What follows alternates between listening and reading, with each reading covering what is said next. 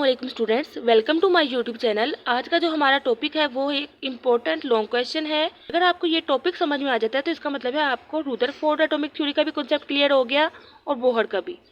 तो इसका first point है, it was based upon classical theory. Rutherford atomic theory जो बेस करता था वो क्लासिकल थ्योरी पे था, यानी कि ये पुरानी ट्रेडिशनल थ्योरी पे बेस करता था, जिसके मुताबिक एटम में जो इलेक्ट्रॉन प्रेजेंट होते हैं वो कॉन्टीन्यूसली लगातार अपनी एनर्जी को निकाल रहे हैं और निकालते निकालते आखिरकार वो न्यूक्लियस पर गिर जाते हैं। बोहर एटॉमिक थ्योरी के मुताबिक it was based upon quantum theory. Bohr atomic theory quantum theory पर बेस करता था, यानी इसका मतलब यह है कि इलेक्ट्रॉन जो एटम में मौजूद होता है वो कॉन्टीन्यूसली लगातार अपनी एनर्जी को नहीं निकाल रहा। इलेक्ट्रॉन को जब ज़रूरत होती है तभी वो अपनी एनर्जी को एमिट करता है। नेक्स्ट पॉइंट है, electrons revolve around the nucleus. Atom में जो न्यूक्लियस है उसके इर्द गिर्द इलेक्ट्रॉन रिवॉल्व कर रहे हैं। रुदरफोर्ड ने ऑर्बिट्स का कोई कॉन्सेप्ट नहीं दिया। ऑर्बिट्स क्या होता है? ऑर्बिट्स मतलब वो जगह जहाँ इलेक्ट्रॉन मूव कर रहे हैं, जहाँ इलेक्ट्रॉन रहते हैं। तो रुदरफोर्ड ने ऑर्बिट का कॉन्सेप्ट नहीं दिया, लेकिन बोहर ने ऑर्बिट का कॉन्सेप्ट दिया। उसने बाकायदा बताया कि इलेक्ट्रॉन अगर रिवॉल्व कर रहे हैं तो वो कहाँ रिवॉल्व कर रहे हैं। इलेक्ट्रॉन अगर रिवॉल्व कर रहे हैं तो एटम के अंदर जो ऑर्बिट्स मौजूद हैं उसके अंदर रिवॉल्व कर रहे हैं। Electrons revolve around the nucleus in orbits of fix energy. Electrons जो एटम में घूम रहे हैं, रिवॉल्व कर रहे हैं, वो एक खास ऑर्बिट में घूम रहे हैं। उनकी एक खास जगह है और उस जगह को ऑर्बिट्स कहते हैं और उन ऑर्बिट्स की एक फिक्स एनर्जी है। कैसे फिक्स एनर्जी है? अगर एटम में ऑर्बिट 1 है यानी फर्स्ट ऑर्बिट है तो उसकी एनर्जी अलग होगी। अगर एटम में सेकंड ऑर्बिट है तो उसकी एनर्जी अलग होगी। एटम के थर्ड ऑर्बिट की एनर्जी अपनी अलग फिक्स होगी। तो इसका मतलब है कि इलेक्ट्रॉन्स जो न्यूक्लियस के इर्द गिर्द रिवॉल्व कर रहे हैं एटम में, ऑर्बिट्स में मूव कर रहे हैं और उनकी एनर्जी भी फिक्स है। No idea about orbits was introduced, कि इसने ऑर्बिट का कोई भी कॉन्सेप्ट नहीं दिया था। जैसा कि हमने बताया, ऑर्बिट्स वो जगह होती है जहाँ पे इलेक्ट्रॉन घूमते हैं। Orbits had angular momentum.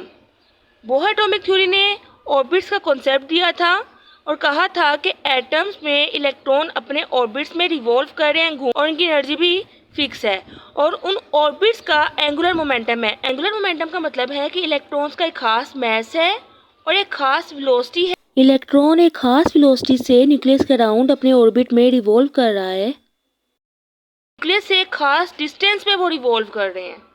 Next point है, एटम्स शुड कोलैप्स। अगर एटम्स कॉन्टिन्यूसली एनर्जी को एमिट कर रहे हैं तो अल्टीमेटली एटम में जो इलेक्ट्रॉन है वो फॉल कर देगा न्यूक्लियस पे। तो इस तरह तो एटम का स्ट्रक्चर सारा तबाह हो जाएगा, कोलैप्स हो जाएगा, तबाह हो जाएगा। Atom should exist. बोहर ने कहा कि एटम का स्ट्रक्चर कोलैप्स नहीं होता बल्कि एटम का स्ट्रक्चर एग्जिस्ट करता है, मौजूद होता है। नेक्स्ट पॉइंट है, atom should produce continuous spectrum. अगर एटम कॉन्टिन्यूसली अपनी एनर्जी को एमिट कर रहा है, निकाल रहा है, जैसा कि रुदरफोर्ड ने कहा था, और इस वजह से एटम को कॉन्टिन्यूस स्पेक्ट्रम शो करना चाहिए। स्पेक्ट्रम का मतलब है, मिसाल के तौर पर स्पेक्ट्रम है एक ऐसा मटेरियल होता है जहाँ पे जब एटम के इलेक्ट्रॉन ने लाइट को एमिट किया तो स्पेक्ट्रम ने उसको डिटेक्ट किया और स्पेक्ट्रम ने ये बताया कि वो कॉन्टिन्यूस स्पेक्ट्रम है, ये लाइट स्पेक्ट्रम है। कॉन्टिन्यूस स्पेक्ट्रम का मतलब ये है कि ये जो स्पेक्ट्रम है इसमें ये सारा कलर हो जाएगा, ये पूरा स्पेक्ट्रम कलरफुल हो जाएगा।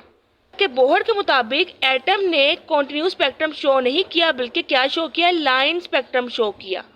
लाइन स्पेक्ट्रम का मतलब यह है कि ये हमारे पास स्पेक्ट्रम है, जब इसने इलेक्ट्रॉन से निकलने वाली लाइट को डिटेक्ट किया तो कहीं कहीं यहाँ पर इसने कलर शो किया। यहाँ पे ये स्पेक्ट्रम कहीं कहीं लाइंस के तौर पे कलरफुल हुआ, इसको लाइन स्पेक्ट्रम कहेंगे। तो असल में जो स्पेक्ट्रम बना वो लाइन स्पेक्ट्रम बना, वो कंटिन्यूस स्पेक्ट्रम नहीं बना। डायग्राम है रुदरफोर्ड मॉडल की। ये न्यूक्लियस है, न्यूक्लियस में जितने प्रोटॉन होंगे उतने ही न्यूक्लियस के इर्द गिर्द इलेक्ट्रॉन होंगे। यहाँ न्यूक्लियस के अंदर 4 प्रोटॉन्स हैं, इसी तरह न्यूक्लियस के इर्द गिर्द भी 4 इलेक्ट्रॉन्स मौजूद हैं। जैसा कि रुदरफोर्ड ने ऑर्बिट का जो कॉन्सेप्ट है वो नहीं दिया था, इसलिए उसने बस यही बताया कि न्यूक्लियस के अराउंड इलेक्ट्रॉन्स रिवॉल्व कर रहे हैं, जबकि बोहर ने ऑर्बिट्स का कॉन्सेप्ट दिया था और कहा था कि जो इलेक्ट्रॉन्स रिवॉल्व कर रहे हैं वो एक खास ऑर्बिट्स में रिवॉल्व कर रहे हैं। तो ये न्यूक्लियस है, न्यूक्लियस के अराउंड ये फर्स्ट ऑर्बिट है, ये सेकंड ऑर्बिट है।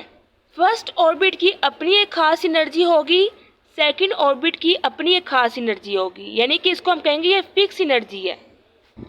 रुदरफोर्ड ने कहा था कि इलेक्ट्रॉन जब रिवॉल्व कर रहा है न्यूक्लियस के अराउंड तो वो कॉन्टिन्यूसली लगातार मुसलसल अपनी एनर्जी को क्या कर रहा है, एमिट कर रहा है, यानी अपनी एनर्जी रेडिएट कर रहा है, निकाल रहा है। इलेक्ट्रॉन कॉन्टिन्यूसली लगातार अपनी एनर्जी को एमिट कर रहा है तो फिर तो ऐसा होगा कि ये अपनी एनर्जी को एमिट करते करते न्यूक्लियस पर आके फॉल कर देगा, क्योंकि इसका एनर्जी अंदर से खत्म हो गई इलेक्ट्रॉन की। जब इस इलेक्ट्रॉन की एनर्जी ही खत्म होगी तो उसने आखिर में आके न्यूक्लियस के ऊपर गिर जाना है। यहाँ से एटम का स्ट्रक्चर क्या होना है, कोलैप्स, डिस्ट्रॉय हो जाना है, तबाह हो जाना है। इसके अलावा रुदरफोर्ड ने कहा था जैसा कि ये इलेक्ट्रॉन कॉन्टिन्यूसली लगातार अपनी एनर्जी को एमिट कर रहा है, निकाल रहा है, तो इसको कौन सा स्पेक्ट्रम शो करना चाहिए, कॉन्टिन्यूस स्पेक्ट्रम शो करना चाहिए, यानी ऐसा स्पेक्ट्रम शो करना चाहिए जो सारा का सारा कलरफुल है। जबकि बोहर के मुताबिक इलेक्ट्रॉन्स एक खास ऑर्बिट में रिवॉल्व कर रहे हैं, उनकी एनर्जी भी क्या है, फिक्स है। एक खास टाइम पे एनर्जी को एमिट करते हैं, जब ज़रूरत होती है तभी वो एनर्जी को एमिट करते हैं। तो जब एक खास टाइम पे एनर्जी को एमिट करते हैं तो उनका स्पेक्ट्रम भी क्या बनेगा, लाइन स्पेक्ट्रम बनेगा, यानी सारा का सारा स्पेक्ट्रम कलरफुल नहीं होगा, बल्कि कहीं कहीं जगह पर लाइंस होगी, कलरफुल लाइंस होंगी, तो इसीलिए इसको लाइन स्पेक्ट्रम कहते हैं। तो बोहर का मॉडल इसीलिए एग्जिस्ट करता है क्योंकि बोहर के मुताबिक इलेक्ट्रॉन खास टाइम पे अपनी एनर्जी को एमिट करते हैं। रुदरफोर्ड का मॉडल इसलिए एग्जिस्ट नहीं करता क्योंकि रुदरफोर्ड के मुताबिक इलेक्ट्रॉन कॉन्टिन्यूसली लगातार एनर्जी को एमिट कर रहा है और अल्टीमेटली न्यूक्लियस पर फॉल कर रहा है और एटम का स्ट्रक्चर कोलैप्स हो रहा है। Thank you so much for watching my video.